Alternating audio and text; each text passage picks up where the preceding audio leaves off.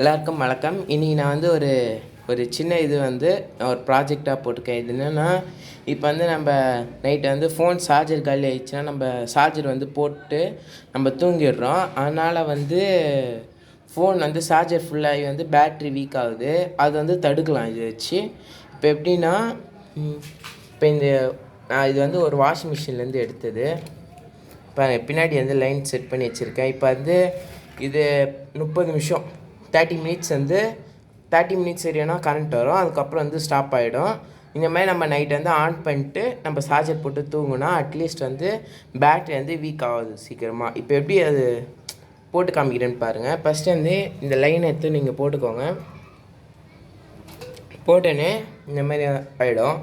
Line போட்டதுக்கப்புறம் on பண்ணிக்கோங்க. On பண்ணிட்டு இப்போ வந்து என்கிட்ட ஒரு ஃபோன் இல்லை. இப்போ நான் அதில்னா வீடியோ எடுக்கிறதுனால வந்து இதை வந்து நான் போட்டு காமிக்கிறேன். இதோட லைன் வந்து கீழே இருக்கு. இந்த லைன் நான் போடுறேன்.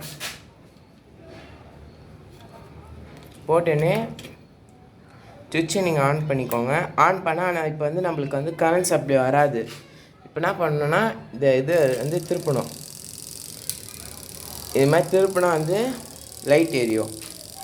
உங்களுக்கு வந்து இங்கே கேட்கும் சவுண்டு. இப்போ இதில் வந்து சும்மா லைட் ஆஃப் பண்ணிடுறேன். இப்போ நீங்கள் உங்களுக்கு சவுண்டு கேட்கும் பாருங்கள் மோட்ரு கூட ஆன் ஆகும். இதால் வந்து ஃபோன் சார்ஜர் வந்து ஒரு தடுக்கலாம். அதுவே வந்து இப்போ நான் லைட் ஆன் பண்ணிடுறேன். இப்போ நான் லைட் ஆன் பண்ணிட்டேன். இப்போ லைட் ஆன் பண்ணினேன். இப்போ வந்து